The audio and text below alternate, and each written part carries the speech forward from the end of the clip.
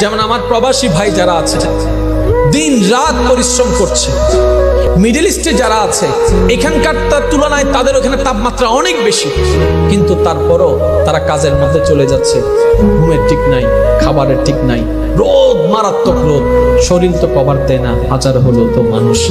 তারপরও যখন শরীর ক্লান্ত হয়ে যায়, যখন চিন্তায় চলে আসে পরিবারের কথা, মায়ের চেহারা বেশি উঠে, বউয়ের চেহারা বেশি উঠে, সন্তানদের ভবিষ্যতের চেহারা বেশি উঠে, সে আবার নতুনভাবে একটা শক্তি অনুভব করে আবার কাজের মধ্যে লেগে যায়।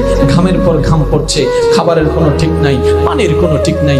ও ভাই, এত করছো কেন, এত কষ্ট কেন সহ্য করছো?